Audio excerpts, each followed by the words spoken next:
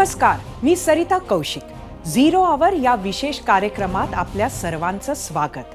तुमच्या लाडक्या ABP माझाच्या zero आवर या नव्या कोऱ्या शोमध्ये आपण देशातील, महाराष्ट्रातील महत्त्वाच्या बातम्या सांगतो, सोशल मीडियावर प्रश्न विचारतो आणि तुम्ही दिलेल्या प्रतिक्रियांमधील काही निवडक प्रतिक्रियांना झिरो आवरमध्ये स्थानही देतो. तेव्हा व्यक्त होत रहा. सुरुवात करूया झिरो आवर मधील आजच्या पहिल्या महत्त्वाच्या विषयाला. विषय अर्थातच शरद पवारांची बीडमध्ये झालेली सभा. बीडचं आणि शरद पवारांचं तसं जुनं नातं हे जास्त गहिरं झालं गोपीनाथ मुंडेंच्या काळात. भाजपचे दिग्गज नेते गोपीनाथ मुंडेंचा हा जिल्हा, मुंडे विरुद्ध पवार, बीड विरुद्ध बारामती हा संघर्ष महाराष्ट्रानं जवळपास 3 दशकं पाहिला. ज्यावेळी शरद पवार राजकारणात सर्वशक्तिमान होते त्या काळात गोपीनाथ मुंडेंनी त्यांच्याशी थेट संघर्ष केला, पक्ष वाढवला. पवारांनी सुद्धा मुंडेंना खिंडीत गाठायची एकही संधी सोडली नाही. आधी पुतण्या धनंजयला आपल्याकडे वळवलं, नंतर साल 2009 आणि 2014 या दोन्ही वेळी मुंडे लोकसभेला उभे राहिले तेव्हा राष्ट्रवादीने पवार काका पुतण्यांनी त्यांना हरवण्यासाठी शर्थीचे प्रयत्न केले. गोपीनाथ मुंडे गेले, पण मुंडे पवार संघर्ष सुरू राहिला. फक्त त्याला मुंडे विरुद्ध मुंडे असं स्वरूप देण्यात पवार यशस्वी ठरले. राष्ट्रवादीतील फुटीनंतर आता पुन्हा एकदा बीडमध्ये मुंडे विरुद्ध पवार संघर्षाचा पुढचा अध्याय लिहिला जातोय. याच विषयावर आम्ही विचारला होता आजचा पहिला प्रश्न. जाऊया आपल्या पोल सेंटरला. आजचा आपला प्रश्न होता, बीड मधील पवारांच्या सभेमुळे राष्ट्रवादीचे दोन्ही गट एकत्र येण्याचा मार्ग बंद झालाय का? तुम्हाला सांगायचं होतं होय किंवा नाही. बीड मधील सभेच्या निमित्तानं शरद पवार गटाने जोरदार शक्ती प्रदर्शन केलं. मोठमोठे बॅनर्स लागले, 700 गाड्या घेऊन रॅली निघाली, पक्ष प्रवेशही झाले. पण लोकांमधील संभ्रम दूर झाला का? शरद पवार नेमकं कोणत्या दिशेनं जाणार याचा अंदाज लागला का? पाहूयात हा विशेष रिपोर्ट. देश का नेता कैसा हो, अरे देश का नेता कैसा हो.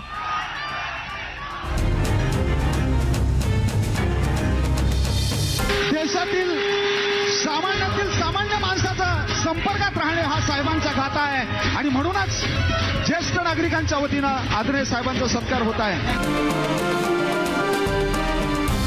हे चित्र आहे बीड मधलं.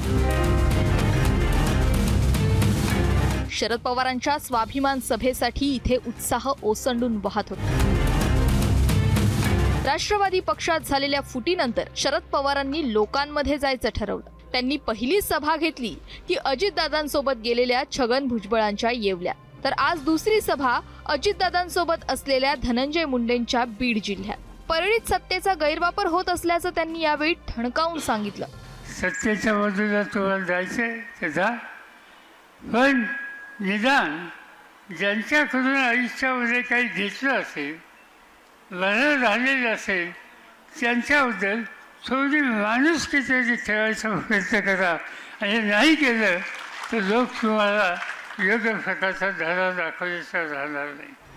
शरद पवार एकीकडे आपल्या पुतण्यासोबत छुप्या भेटीगाठी घेतात, दुसरीकडे त्याच्याच विरोधात सभा घेत दौरेही काढतात. त्यामुळे मवियातील मित्रपक्ष, कार्यकर्ते, मतदार सगळे संभ्रमात होते. पवारांच्या आजच्या भाषणासाठी थांबा असंही त्यांना सांगण्यात आलं होतं.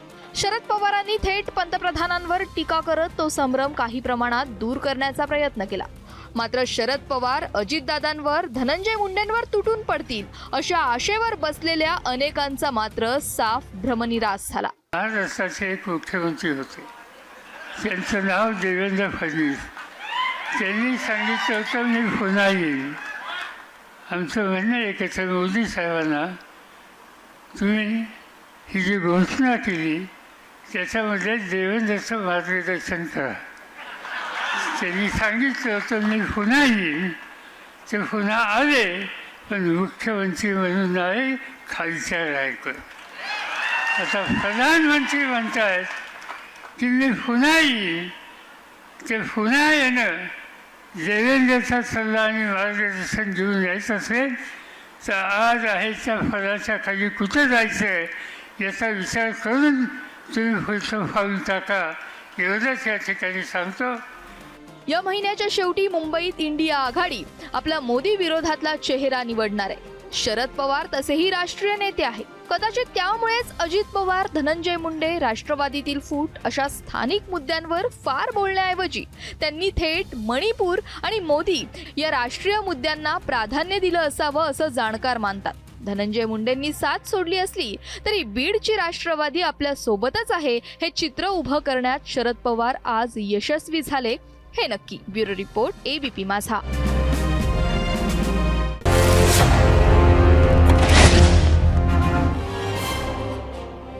पवार आणि मुंडे या नावांची जादू महाराष्ट्रावर कायम आहे हेच आपल्या आजच्या प्रतिसादावरून लक्षात येतं. आजच्या प्रश्नांवर आपण प्रतिक्रियांपैकी काही निवडक प्रतिक्रिया पाहूयात आणि त्यासाठी जाऊया आपल्या मीडिया सेंटरला.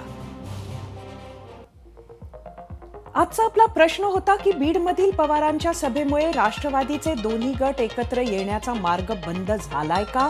ट्विटरवर रोहित घाडगे यांनी म्हटलंय, बाहेरून जरी 2 गट दिसत असतील तरी हा एकच गट आहे. ट्विटरवरूनच दामोदर घुले यांची प्रतिक्रिया आहे, बीडच्या सभेने तर संभ्रम अजून वाढला कारण अजित पवार गटाला टार्गेट न करता भाजपलाच जास्त टार्गेट केलं जात आहे. याचा अर्थ काय घ्यायचा? शरद सानप यांनी फेसबुकवरून म्हटलंय, हा तर ओबीसी नेत्यांना राजकारणातून संपवण्यासाठी आखलेला डाव दिसतोय. फेसबुकवरूनच हेमंत पांचाळ, दोघे एकत्र एक आहेत, फक्त जनतेला मूर्खात काढायचं काम सुरू आहे. राजेश सपकाळ, पुत्रप्रेमामुळेच महाभारत रामायण घडलं, तोच कित्ता भारतातील सर्व राजकीय पक्ष गिरवत आहेत. इंस्टाग्रामवरून ही प्रतिक्रिया आहे. दिनेश काळे यांची प्रतिक्रिया आहे, राष्ट्रवादीचे 2 गट पडले, राजकीय वैचारिक मतभेदामुळे अविश्वासात वाढ झाली आहे.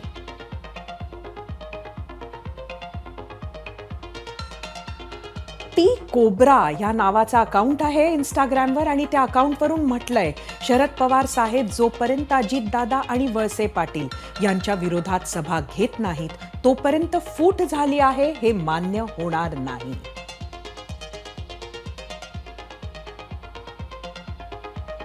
संदीप उंटवळे इंस्टाग्रामवरून, शरद पवार जे ठरवतात तेच घडवतात. शरद पवारांच्या आजच्या सभेमुळे बीड लोकसभेला भाजप समोरचं आव्हान वाढेल का? परळीत धनंजय मुंडेंची वाट बिकट होईल का? बीड जिल्ह्याच्या राजकारणावर नेमका काय परिणाम होईल असे अनेक प्रश्न आहेत. याबद्दल आम्ही बीडमधील वरिष्ठ पत्रकार संपादकांना काय वाटतं हे विचारलं. पाहुयात आपल्या गेस्ट सेंटरमध्ये.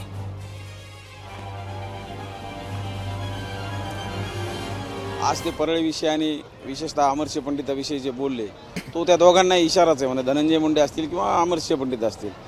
आता राहायला भाग परळीतला, तर गेल्या 1.5 वर्षापूर्वी त्यांच्याच सरकारमध्ये ते मंत्री होते. आता सरकार बदललं आहे, फक्त एवढाच फरक आहे. परळीतली गुन्हेगारी ही कायम चर्चेत राहिलेली आहे. उद्याच्या निवडणुकीत पवार काय करिश्मा करतील हे आज कोणी सांगू शकणार नाही, कारण पवारांचं एकंदरीत राजकारण पाहता त्याच्याबद्दल अनुमान बांधणं फार कठीण आहे. पण भविष्यात बीड जिल्ह्यात ते जास्त लक्ष घालतील हे एकंदरीत आजच्या एक सभेवरून दिसलं. त्यांनी माझी भीती बाळगाच हाच इशारा त्यांनी त्यांना दिलेला आहे आणि याचे परिणाम नक्कीच दिसून येतील आगामी निवडणुकीत त्यांना चांगली लढत द्यावी लागेल. कदाचित त्यांनी मनात आणलं तर बीडची लोकसभेची जागा सुद्धा ते काढू शकतात. हा परिणाम यातून दिसू शकतो. बदल आत्ता झाला, पण यापूर्वी ते त्यांच्याबरोबरच होते. पवारांच्या नेतृत्वाखालीच धनंजय मुंडे असतील किंवा बीड जिल्ह्यातली राष्ट्रवादी पवारांच्या नेतृत्वाखालीच होती. त्याच्याबद्दल त्यांनी आत्ता टिप्पणी करणं हे जसं लोकांना फार पचनी पडत नाही, त्याच पद्धतीनं आपल्याकडं साधारणपणे मानसिकता अशी असते की बदल करणं किंवा नेतृत्वापासून दूर जाणं हे सामान्य माणसाला आवडत नाही. आणि त्याच्यामुळे आजच्या सभेला जो प्रतिसाद आहे तो सामान्य माणसाला जी गद्दारी आहे किंवा हे बदल सामान्य माणसाला फारसे आवडत नाहीत. त्यामुळं या सभांना वगैरे रिस्पॉन्स मिळेल, मात्र तो मतामध्ये परिवर्तित करण्यासाठी जी स्थानिक पातळीवर यंत्रणा लागते ती यंत्रणा कशी उभं राहते हे मात्र महत्त्वाचं आहे. शरद पवारांच्या भाषणाचा नेमका अर्थ काढणं हे साधं सोपं काम नाही. त्यामुळेच आपण आजच्या पाहुण्यांना बोलवलं आहे. आपल्यासोबत गेस्ट सेंटरमध्येच आहेत शरद पवारांच्या विचारांना मानणारे पण सध्या अजित पवारांसोबत असणारे राष्ट्रवादीचे आमदार अमोल मिटकरी. अमोलजी, आपलं स्वागत आहे. एबीपी माझाच्या नवा कोरा शो आहे 0 आवर. खरं तर आज बीडमधली शरद पवारांची सभा बघितली, ती एक शक्ती प्रदर्शनच होतं. काय म्हणाल तुम्ही?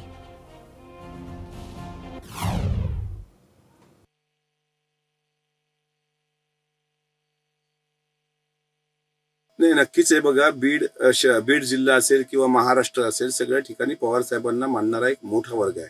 आजची सभा पण मी पाहिली, सभेला पण गर्दी साहेबांच्या चांगली होती. पण याचा अर्थ परळी मधलं म्हणजे मुंडे साहेबांचा जो विधानसभा मतदारसंघ आहे तो परळी आहे.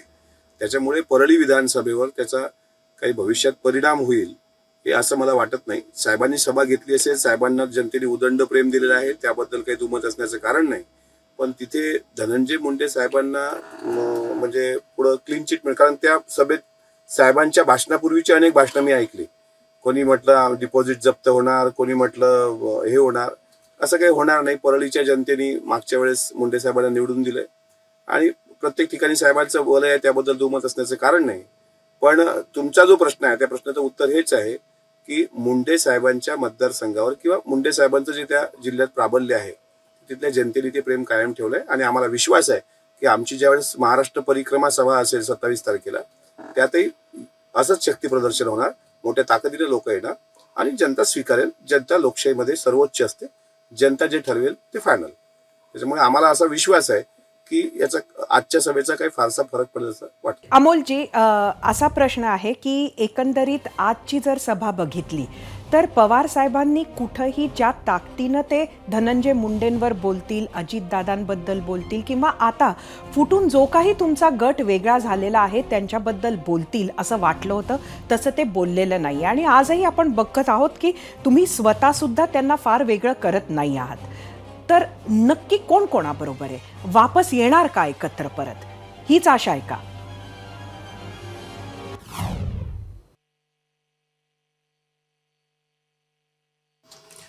नाही, एक लक्षात घेतलं पाहिजे की शेवटी दादा असतील, मुंडे साहेब असतील, हे सगळी लोक मुलासारखी आहेत साहेबांच्या समोर. त्याच्यामुळे साहेबांनी त्यांच्यावर टीका केलीच पाहिजे असं नाही. आणि साहेबांनी टीका केली असती तरी त्याचं काही वाईट वाटलं नसतं. कारण शेवटी साहेबांच्या तालमीत, साहेबांच्या शिकवणीत सगळेजण तयार झालेले आहेत. त्याच्यामुळे मनभेद होता कामा नये हा सातत्यानं आमचाही प्रयत्न आहे, त्यांच्याकडूनही प्रयत्न आहे. आणि असं वाटतं की बाबा सगळ्यांनी आता जो निर्णय अजितदादांच्या नेतृत्वात झालाय तो निर्णय घेऊन पुढे जावं असं आमचं मत आहे. आणि तशी इच्छा पण आहे की दुरावा नको. शेवटी सर्वांनी एकत्र येऊन मला असं वाटतं की जो निर्णय घेतला त्या निर्णयाला पुढे नेलं पाहिजे. महाराष्ट्राच्या भविष्याचा विचार जर त्या निर्णयातून होत असेल, सर्वांनी एकत्र असलं पाहिजे. शेवटी आजच्यातूनही आमचा जुळवण्याचा प्रयत्नच आहे आणि तो शेवटपर्यंत कायम राहणार. त्यात काही दुमत असण्याचं कारण. अमोलजी, एकंदरीत जर बघितलं तर आज बरीच नवीन लोक जी आधी राष्ट्रवादी बरोबर नव्हती ती मंडळी सुद्धा आज बीडमध्ये शरद पवारांना येऊन भेटली, त्यांच्याबरोबर सामील झाली त्यांच्या पक्षामध्ये. हे सगळं लक्षात घेता कुठंतरी धनंजय मुंडेंसाठी पर्याय निर्माण आज त्यांनी केलाय का?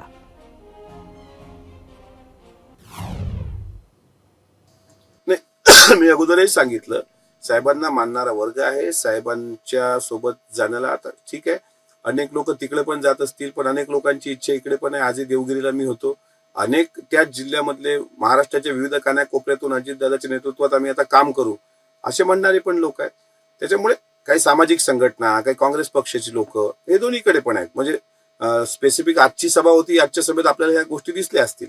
आमच्या ज्या वेळेस सभा होती त्या सभेमध्ये पण तुम्हाला या गोष्टी दिसून येतील की अजितदादाच्या नेतृत्वात आता पुढे आम्ही महाराष्ट्रात काम करायचं असं सर्वसामान्य कार्यकर्त्यांना वाटतं. त्याच्यामुळे राष्ट्रवादी काँग्रेस पक्ष असेल, काँग्रेस पक्ष असेल, आणखी काही आमचे जुन्या काळातले सहकारी पक्ष असतील ते सुद्धा इच्छा व्यक्त करतात की दादांच्या नेतृत्वात काम केलं पाहिजे. त्याच्यामुळं जिकडं असं एका बाजूनं बघून होणार नाही, दोन्ही बाजू तपासल्या पाहिजे. आणि आज साहेबांचं वर प्रेम करणारी लोक पण, आम्ही पण साहेब आमचं दैवत आहेत, साहेबांना आम्ही आमचा आदर्शच मानतो. त्याच्यामुळे काही लोक त्यांना आकर्षित होऊन जर पक्ष प्रवेश करत असतील तर तो त्यांनी घेतलेला तो निर्णय आहे. पण अजितदादांकडे पण सुद्धा मोठ्या प्रमाणात आता वर्दळ सुरू आहे की त्यांच्या नेतृत्वात काम करण्यासंदर्भात जनतेच्या अनेक जिल्ह्यातल्या लोकांची ते इच्छा आहे. आज तर महिला संघटन इतक्या मोठ्या प्रमाणात होतं, त्यांनी सांगितलं, स्पष्ट सांगितलं की दादा एक पुरोगामी महाराष्ट्राचा तुम्ही चेहरा आहात, आम्हाला हे भयमुक्त महाराष्ट्र निर्माण करण्याकरता तुमचंच नेतृत्व भविष्यात आमच्या फायद्याचं असेल असं म्हणणारे पण महिला मंडळी होत्या. त्याच्यामुळे आज जे प्रवेश झाले किंवा आज ज्या लोकांनी समर्थन दिलं असेल तर ती एक बाजू झालीच, पण त्याची दुसरी बाजू पण अजून बाकी आहे. त्या दिवशी आपल्याला त्या सगळ्या गोष्टी लक्षात येतील. एक शेवटचा प्रश्न मी आपल्याला विचारते, अमोलजी, एक सभा आता येणाऱ्या काळात बीडमध्येच अजितदादांची आहे. मागे सुद्धा पवारांच्या सभेनंतर ते नाशिकला गेले होते. आता ही बीडची सभा आहे. एकंदरीत जर बघितलं तर कुठंतरी पवारांच्या आजच्या सभेला उत्तर तुम्ही देणार आहे का? त्याला तुमच्या गटाची उत्तर सभा समजायचं का? नाही बघा, साहेबांनी घेतलेल्या सभा अगोदर ठरल्या होत्या. येवल्याला ज्यावेळेस साहेबांची सभा झाली त्यावेळेस साहेबांनी महाराष्ट्रभर फिरण्याचं ठरवलं होतं. आणि त्या सभेच्या नंतर ज्यावेळेस ठरवलं होतं त्याच्यानंतर जे काही गठबंधनमध्ये आम्ही सर्व आमदार घेऊन अजितदादांसोबत गेलो त्यावेळेस सुद्धा महाराष्ट्रामध्ये महाराष्ट्र परिक्रमा सभा आपल्याला करायच्या आहेत हे ठरलं होतं. त्याच्यामुळे आमचं उत्तर सभा म्हणता येणार नाही, पण आमचं व्हिजन काय आहे, आम्ही जनतेपर्यंत काय घेऊन जाणार आहोत हे जनतेला आम्हालाही सांगावं लागणार आहे. आम्हाला काय घरात बसून जमणार नाही. प्रत्येक माणसं जो सभा घेतात, शिंदे गटाची लोक सभा घेतात, भाजपची लोक सभा घेतात, काँग्रेसची लोक सभा घेतात. लोकशाहीमध्ये प्रत्येकाला अधिकार आहे. मात्र आजच्या सभेला ती उत्तर सभा असेल यापेक्षा आमची सभा, आमचं व्हिजन आणि महाराष्ट्रात सत्तेसोबत राहून महाराष्ट्राचा विचार पुढे नेणं हे जे अजितदादांचं व्हिजन आहे तेच महाराष्ट्र परिक्रमा सभेतून महाराष्ट्राच्या समाजमनावर किंवा महाराष्ट्राच्या पटलावर अधोरेखित होणार. त्याच्याशी आम्ही काही स्पर्धा करणारी सभा घेत नाहीये. किंवा आज कोणी काही आज तुम्ही साहेबांचं भाषण ऐकलं असेल तर अगदी कमी वेळात साहेब बोललेले आहेत. किंवा जयंत पाटील साहेबांचं भाषण ऐकलं असेल तर त्यांनी काही कुठं टीका टिप्पण्या केलेल्या नाहीत. काही लोक आता टीका टिप्पण्या करणारी त्या ठिकाणी होती, पण त्याचा फारसा फरक काही जनतेवर पडत नाही. त्याच्यामुळे आमच्या सभा ज्या असतील त्या सभा आमचा विकासाचा अजेंडा राबवणाऱ्या असतील. मग तो केंद्र सरकार आणि राज्य सरकारला सोबत घेऊन, जसं शासन आपल्या दारीमध्ये आज शिर्डीला दादांनी भाषण दिलं तशाच पद्धतीच्या आमच्या सभा असतील की आमचं व्हिजन काय, आम्हाला इथे महाराष्ट्र एक पुरोगामी महाराष्ट्र टिकून ठेवायचं. अमोलजी, आपण बरीच माहिती आज दिली. आज आमच्या या नव्या कोऱ्या 0 आवर शो मध्ये आपण जॉईनही झाला. परत एकदा आपले खूप खूप धन्यवाद. आता वेळ झाली आहे याच विषयी आम्ही विचारलेल्या प्रश्नावर तुम्ही दिलेला कौल पाहण्याची. जाऊया आपल्या पोल सेंटरला. आजचा आपला जो प्रश्न होता तो होता, बीडमधील पवारांच्या सभेमुळे राष्ट्रवादीचे दोन्ही गट एकत्र येण्याचा मार्ग बंद झालाय का? 27,000 मतं पडली यूट्यूबला आणि 88% लोकांचं म्हणणं आहे हो. फक्त 12% लोकांचं म्हणणं आहे नाही. त्यामुळे आता एकत्र येण्याचा मार्ग बंद झाला असं लोकांना वाटतंय. ट्विटरवर 72% लोकांना वाटतंय की एकत्र येण्याचा मार्ग आज बंद झाला. फक्त 28% लोकांना वाटतंय की अजूनही हा मार्ग सुरू आहे, उघडा आहे. If you can't convince them then confuse them हे सूत्र राजकारणात हमखास कामी येतं. आजच्या स्वाभिमान सभेतील पवारांच्या भाषणाचं काहीसं असंच वर्णन करता येईल. शरद पवार काय बोलतात हे जेवढं महत्त्वाचं असतं त्यापेक्षा जास्त ते काय बोलत नाहीत याला महत्त्व असतं. पवार साहेब मुसळधार बरसतील असं कार्यकर्त्यांना वाटत होतं, पण आपल्या 15 मिनिटांच्या भाषणात मराठवाड्यातील पावसासारखेच ते अगदी तुरळक सरींवरच थांबले.